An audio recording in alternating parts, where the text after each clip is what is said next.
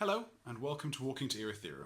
I'm Overlord Jeebus, and this is part 17 of my Oathbringer preview chapter analysis. As per usual, full spoilers for the Cosmere, and we're going to jump straight into chapter 31 and 32. So for our final two garbage prefaces, I'm going to put those together and read those to you now. If they cannot make you less foolish, at least let them give you hope. For I, of all people, have changed. Well, no confirmation from that. Looks like these entire prefaces were completely for nothing, and yeah, we have no answers from them. I'm sure when we read them in the future, once we do find out that Dalinar is the author, because I'm still convinced Dalinar is the author, once we find that out, I'm sure they're going to mean something in the future after we read Oathbringer. You know, it's going to be something nice and juicy for our rereads.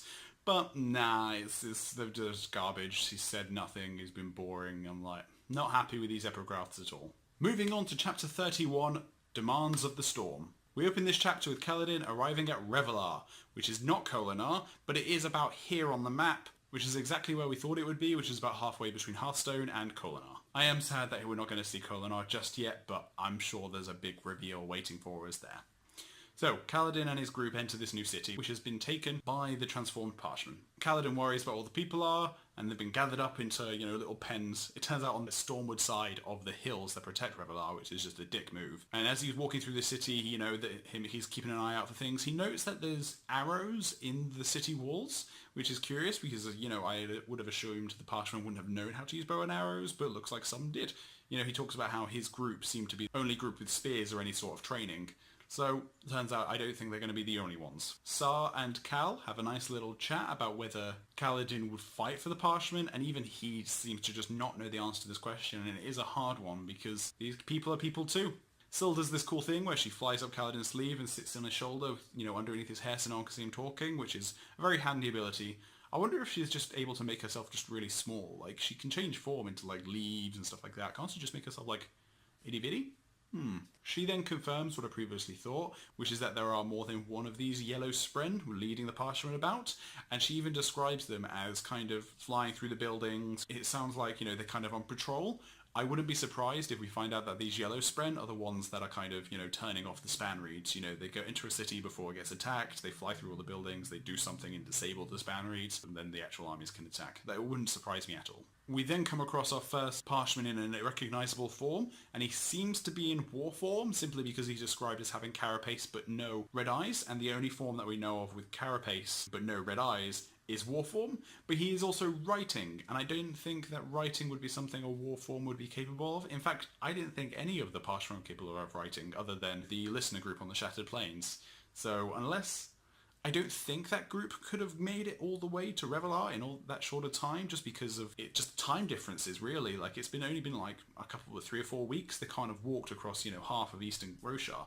That doesn't seem to work out for me. But yeah, it seems the Parshmen are learning to write already. This war form is also speaking to the rhythms in what Cal says is a similar way to the ones that the Shattered Plains were, which is curious because, as I just said, I don't believe that this war form will be one of the listener group from the Shattered Plains. But, they're speaking in rhythms, they're writing, they're at war form.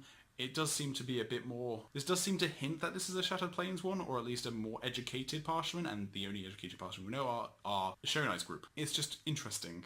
I wonder whether there is a fast-track education system for the Parshmen, or if this is just they have a way of moving around Roshar quickly that isn't, the Oath Gates. Anyway, this war form asks Cal's group to, send their prisoner off to be with the rest of them, and they defend him. Even Yixley, the Void Spren, and, we've got a Void Spren name now, even Yixley defends him, and it's very curious that she does that. It does seem that even the Spren does not see humans as the enemy. So Yixley just got a lot more interesting in my book. Oh, also, Kaladin even says that he can't see her, so while a few chapters ago I thought he was lying when he said he told the Parshmen he couldn't see Yixley. Just lying, just, not convey the fact that he's able to see Spren, because I assumed maybe his bond with Scylla had allowed him to do that. But no, it does seem that he's unable to see Yixley when she doesn't want to be seen. And then we get our first introduction to the Fused, and I don't want to immediately call them Voidbringers, just because Brandon likes to set up our expectations of one thing and then just shatter them in the next moment. But this is the closest to what could have fallen under the definition of what a Voidbringer is. Without a doubt, as we're going to find out very soon, these are almost definitely at least Void Binders, and I feel like this is going to be one of our first instances of seeing Void Binding. So this first Fused that we come across is described as, and I quote, "There was carapace covering her cheeks, running back along the cheekbones and into her hair. The skin on her arms prickled with ridges, as if there was carapace under the skin as well. Her eyes glowed red. Now this is almost exactly how Stormform is described in Words of Radiance. Let me get you a quote for that as well. The face was crusted with a kind of thin, bumpy carapace, just above the cheeks and running back around the sides of the head. So I'm going to say that this first fused we come across is almost certainly in Stormform, which to me tells me that fused is used to describe Parshendi that have taken the forms of Odium, like Stormform, and we're going to meet another one of their number soon. So upon seeing the fused, Kaladin's all like, peace out, flies off. And it's just nice to have Cal flying again. It's been, how many chapters since we've been, Calling about? So this is nice. Ken's group looks betrayed, to say the least. I imagine they're going to be in a little bit of trouble for bringing, a literal Radiant into their city. There's a cute little moment here where Glorispren are appearing all around Kaladin, and Sin's all like, no, mine. And this could just be Syl being Syl, but I have seen the suggestion, and I kind of think of this as well, that this means that Glorispren may potentially be the lower forms of a Radiant Spren, as, the Wind Spren are to Honor Spren. And so could this be that the theorized High Spren for the Skybreakers, who, also have gravitation, could they be the higher form of Glorispren? So she's kind of telling, these potential Skybreakers Spren, no, don't bond him, he's mine, and they're attracted to him because he's flying. It's reading a lot into a single line, but I mean, that's kind of what we do here, so, We then get a nice bit of morality stuff up in the air with Cal and Syl. It seems Kaladin is realizing that this whole morality part of his bond with Syl is a little bit more complicated than I thought. The subjective nature of the oaths and the bonds does seem like it's opening the door for some horrendous secret to be part of the Knights Radiance, don't you think? A little note at this point as well, Cal spots some people down on the ground whilst hovering in the air, and people have been wondering about whether he's able to just cancel a lash, or whether he has to lash himself in the opposite direction in order to kind of cancel them out. He very explicitly drops the upward part of his lashing in this sequence, so that should stop that argument there. So he heads down to go help out the group of humans that have been left out in the storm, but this is then followed by our introduction to the second type of fused. These Voidbringers are actually described as a lot leaner, with longer hair than the storm form that we've seen previously, and Syl actually cries out in pain when she sees it, so, this seems to be, not good. These fused seem to be using what can only really be described as void light, which is described as a kind of violet light, which sucks in the light around it. So a couple of things to note about void light. Firstly, where does it come from? The obvious answer does seem to be the Everstorm, but the issue is that the Everstorm is new this cycle. So, where did they get their void light from beforehand?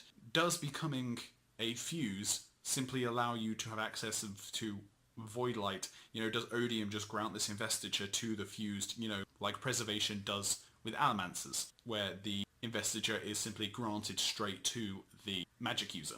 Secondly, in the Way of Kings prologue, Szeth says legends tell that Voidbringers were able to hold Stormlight indefinitely. If we assume that legend was a little bit warped, from where Voidlight became Stormlight, this makes it sound like the Voidbringers were able to hold Voidlight indefinitely. But we have a word of Brandon, which I'll link down below, that they can't. But I do think they can hold it a lot better than humans can, because I believe in what I think is a very strong argument that the listeners have gem hearts. And so if they're able to take in a Spren into their gem hearts, and that's kind of what would cause them to become fused, that's how the forms are created. Once they're able to do that, are they then able to get this void light, wherever the source is from, and keep it within that gem? And just like how a normal gem would hold Stormlight. Now, this would make things a lot more efficient, because instead of it just being a person holding Stormlight, they are a gem that's kind of wrapped in a listener, holding the void light. So if any void light leaks out of the gem, it would just simply leak into the listener. And so to me that kind of speaks of, it's almost 2 layers of insulation instead of just the one. To me it makes sense that would allow them to hold the investiture a lot longer than a Radiant would be able to hold Stormlight. I also want to touch on why I think they're called fused, because fused just sounds a little bit more permanent than any type of bond we've heard of before.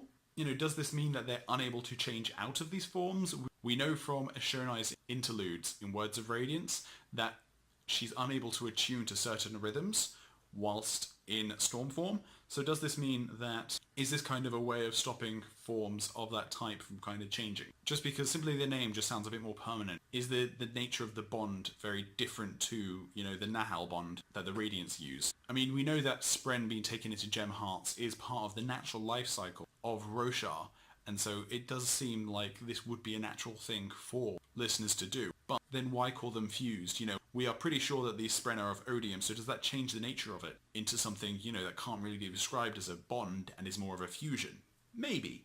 Cal then has a quick conversation with the Stormfather where he's all like, yo, can you stop being a big old storm? And Stormfather's like, no, because that's what I am. If a storm stops blowing, what is it? It's nothing. We then get an absolutely heart-wrenching scene of Cal just going from group to group of people within the storm, just trying to get everyone to all the shelter he can. And, this scene really sold me on just how chaotic it would be to be inside a high storm. And then Kaladin does something fantastic. And I'm just going to read the whole quote to you because I love it. 100 wind sprints spun as lines of light, twisting around his arm, wrapping it like ribbons. They surged with light, then exploded outwards into a blinding sheet, sweeping to Kaladin's sides and parting the winds around him. So what's happening here? I was initially very against this idea, but it does seem to be that he is using the surge of adhesion. I was against this idea until I found out that adhesion is hilariously misnamed. It's not the surge of, sticking things together. It's actually the surge of pressure and vacuum. It seems that windspren are associated with both the surge of gravitation and the surge of adhesion.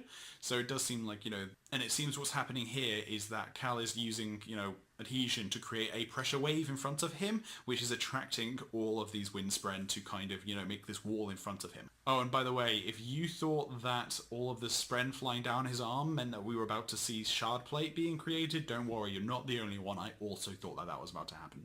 So after this, Kaladin is still unhappy with himself that he wasn't able to save everyone. And, I'm expecting some really horrible shit to happen to Roshar before the end of the Stormlight Archive, and I don't think Kaladin's going to come out the other end very well. So then Kaladin rides the storm, away from the lean, mean, flying Parshendi, and Stormfather actually gives him a little nudge back to Urithiru. As I said last episode, I was actually expecting him to end up on Kholinar. I was not expecting him to get back to Urithiru before the end of Part 1. So that was a surprise. I am sad, however, that we've now kind of lost our man on the ground. We've kind of all the main characters are back at Urithiru. So, moving on to Chapter 32, Company. And this is the last chapter of Part 1. So we open with Shallan recovering in Sebarial's rooms, and Sebarial continues to be my favourite High Prince, because it seems he's actually stolen some artwork from Dalinar's Ardents and has hung it around his personal rooms. He's building an aquarium in the middle of his bedroom whilst the world is ending. And if anyone is going to turn a profit from the end of the world, I reckon Sebarial's our best bet. Shallan tries to describe to Pelona what fighting Reshafir was like. A quick note about the description of Reshafir's depiction in artwork as a dark, beautiful figure with red eyes and a sultry gaze. This immediately brings to mind the artwork we got of Shalash a few weeks back, and this, combined with a point we're about to get to, really solidifies in my head that potentially the Unmade have more to do with the Heralds than we first thought. So Shallan goes on to ponder about the nature of Reshafir, and says there's a wisp of something that she felt intertwined in Reshafir, which is that this intense curiosity about humanity seems to be Reshafir looking for something that she's previously lost, and Shallan actually suspects that at one point they may have been human. Whilst researching the possibility that the Unmade might be previously human, I've actually discovered some hilariously contradictory stuff about the Unmade in the listener songs and from the Relaine. So I'm going to read those to you now. So one is from a Parshendi song. Our gods were born splinters of a soul, of one who seeks to take control, destroys all lands that he beholds with spite. They are his spren, his gift, his price. See, now this implies that they are simply spren created by Odium. But when Dalinar asks Relaine about his gods, he replies, they are the souls of those ancient, those who gave themselves to destroy. Which lines up with what Shallan said that they may have been people once before. I don't think they were human. I think this actually might imply better that they were listeners at one point. But as I said, there seems to be contradictory evidence about whether the Unmade were simply spren purely created from Odium, or whether they were people who gave themselves voluntarily to become the Unmade. In short, as Shallan says, we have no idea what we're up against here. Shallan also goes on to explain the centuries ago line she said in her last chapter, where it does seem to be that Reshafir was released from her prison, centuries ago, and she's actually been around for a lot longer than we first thought. It does seem odd that Reshafir seemed to be so weak even after all this time. Is this actually her at full power? Was what we saw, was that really it? Annoyingly, Shallan also says it seems to her that Reshafir might have been the only one trapped. But to me, the quote can kind of be interpreted two ways. I'm going to read it to you quick. She'd felt isolation and loneliness from Reshafir, a sense of being torn away while the others escaped. This could also actually mean that she not only was the only one trapped, but she might have just been the first one trapped, and because she wasn't aware while she was trapped, as was said before, the others could have been trapped whilst Reshafir was trapped herself. And this does mean I've almost done a completely 180 on my theory about the Black Sphere. I've gone from not really thinking Voidlight existed last time and that all the Black Spheres were trapped Unmade, to believing that the Black Sphere has Voidlight in it or is made of Voidlight, and the Unmade were never trapped in the first place. So, theory crafting is really hard. Polona talks about how if, the Unmade are still out there, they should have found them by now. And Shallan makes the comment that, they'd be normal to them because they've always been there. And yeah, I don't think she realises just how right she is. I wonder what other weird Rosharan cultural things are the work of Unmade. Is the ageist love of bureaucracy also part of that? Maybe?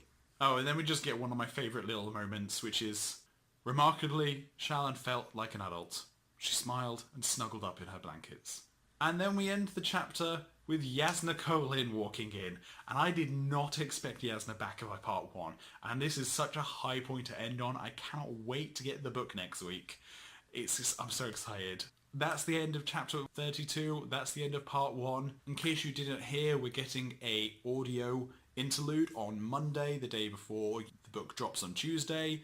I will do one more episode before this series is over, which will most likely come out on Tuesday. I have a little announcement, which I hope will get a lot of people excited. And as per usual, please leave a comment down below. You can chat to me on the Discord, on Reddit, on the 17th Shard.